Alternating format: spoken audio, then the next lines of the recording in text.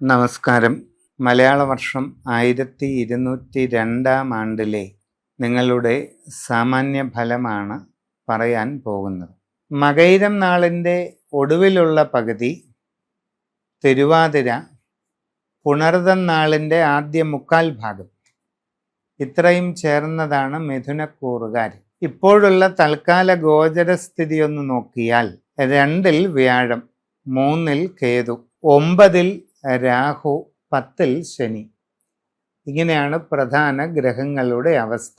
2-ലെ വ്യാഴം വളരെ നല്ലതാണ്, കൂടാതെ ഉച്ചരാശിയായ കർക്കടകത്തിലുമാണ്. 3-ൽ നിൽക്കുന്ന ശനിയും ഗുണം തന്നെയാണ്. 3-ാം ഭാവത്തിൽ നിൽക്കുന്ന ശനിക്ക് ഒട്ടേറെ അനുകൂലമായ സാഹചര്യങ്ങൾ ഉണ്ടാകും. 9-ൽ വരുന്ന രാഹുവും 10-ലെ ശനിയുമാണ് ഇവിടെ ദോഷം ചെയ്യുന്നത്. അപ്പോൾ പല രീതിയിലുള്ള ബുദ്ധിമുട്ടുകൾ അനുഭവപ്പെടാം. തൊഴിൽപരമായ സ്തംഭനാവസ്ഥ ഉണ്ടാകാം. കർമ്മസ്ഥാനമായ 10-ാം ഭാവത്തിൽ ശനി നിൽക്കുകയാണ്, അത് കണ്ടകശനിയാണ്. തൊഴിൽ രംഗത്ത് തടസ്സങ്ങൾ ഉണ്ടായി അത് വർദ്ധിച്ച് സ്തംഭനാവസ്ഥ വരെ ഉണ്ടാകാം. വളരെ ശ്രദ്ധാപൂർവം കാര്യങ്ങൾ ചെയ്യണം, വളരെ നയപരമായിട്ട് കാര്യങ്ങൾ ചെയ്യണം. പുതിയ ജോലിക്ക് ശ്രമിക്കുന്നവർക്ക് കുറച്ച് നീണ്ടുപോകാൻ ഇടയുണ്ട്. വിചാരിക്കുന്നത് പോലെ പെട്ടെന്ന് കാര്യങ്ങൾ നടക്കണമെന്നില്ല. വിദേശ രാജ്യങ്ങളിൽ ജോലി ചെയ്തുകൊണ്ടിരിക്കുന്നവർക്ക് വളരെ ശ്രദ്ധ ആവശ്യമാണ്. കാരണം ഈ 10-ലെ ശനി നിങ്ങളെ സ്വാധീനിക്കും. അപ്പോൾ നിങ്ങൾക്ക് അശ്രദ്ധയും ആലോചനക്കുറവും ഒക്കെ ഉണ്ടായിട്ട് നിങ്ങളുടെ ജോലിയിൽ പോരായ്മകളോ പാളിച്ചകളോ ഉണ്ടാകാം. അത് നിങ്ങൾക്ക് ഒട്ടേറെ ദോഷങ്ങൾക്ക് കാരണമാകാം. കർമ്മരംഗത്ത് തെറ്റുകുറ്റങ്ങൾ ഉണ്ടാകുന്നത് പ്രത്യേകിച്ചും അന്യരാജ്യങ്ങളിൽ ഒട്ടും നല്ലതല്ല. നിങ്ങളുടെ ജോലിയെ തന്നെ ബാധിച്ചേക്കാം. നിങ്ങൾ കച്ചവട രംഗത്ത് പ്രവർത്തിക്കുന്നയാളാണെങ്കിലും ഇതൊക്കെ തന്നെ വളരെ പ്രധാനമാണ്. 10-ലെ ശനി വളരെ ദോഷകരമാണ്. നിങ്ങളുടെ ബിസിനസ് വളരെ മന്ദഗതിയിലായി പോകാം.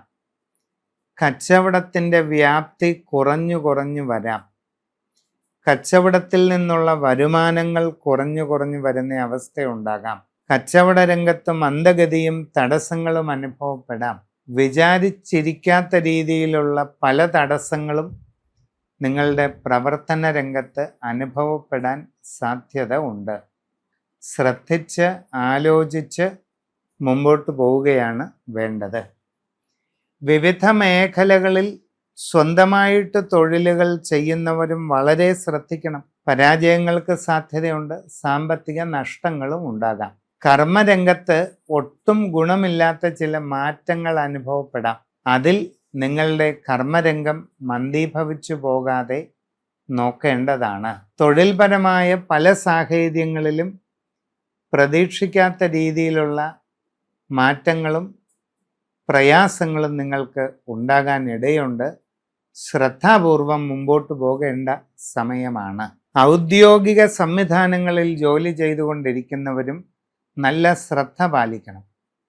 നിങ്ങളുടെ അശ്രദ്ധയോ ആലോചനക്കുറവോ കാരണം നിങ്ങൾക്ക് പല പ്രയാസങ്ങളും ഉണ്ടാകാമെന്നിരിക്കെ വളരെ ശ്രദ്ധയോടുകൂടി എല്ലാം ചെയ്യണം.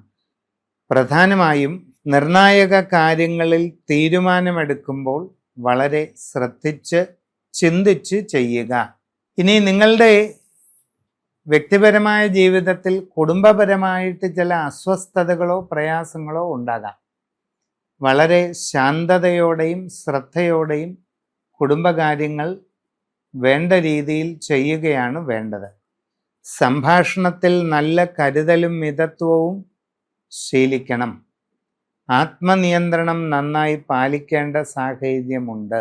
എല്ലാവരോടും വളരെ ശാന്തതയോടെയും സഹന സ്വഭാവത്തോടുകൂടിയും പെരുമാറേണ്ട സാഹചര്യം തന്നെയാണ് ഉള്ളത്. ജീവിതത്തിൽ ഇപ്രകാരമെല്ലാം ശ്രദ്ധാപൂർവം മുമ്പോട്ട് പോവുക. വേണ്ട കാര്യങ്ങളിൽ ഉത്തരവാദിത്വപൂർവം ശ്രദ്ധിച്ച് തീരുമാനങ്ങളെടുക്കുക. വിദേശ രാജ്യങ്ങളിൽ വിവിധ മേഖലകളിൽ ജോലി ചെയ്തുകൊണ്ടിരിക്കുന്നവർ വളരെ ശ്രദ്ധയോടെയും സൂക്ഷ്മതയോടെയും അവനവൻ്റെ ഉത്തരവാദിത്വങ്ങൾ ചെയ്ത് മുമ്പോട്ട് പോവുക. ഇങ്ങനെയൊക്കെ കൂടുതലായ സൂക്ഷ്മതയും ജാഗ്രതയും കാണിച്ചു പോയാൽ നല്ല രീതിയിൽ മുമ്പോട്ട് പോകാൻ അവസരമുണ്ടാകും. സമഗ്രവും സമ്പൂർണവുമായ രാശിചിന്തയിലൂടെ വസ്തുതകൾ കണ്ടറിഞ്ഞ് ഉചിത പ്രതിവിധികൾ ചെയ്ത് മുമ്പോട്ട് പോകുന്നത് വളരെ പ്രയോജനകരമാണ്.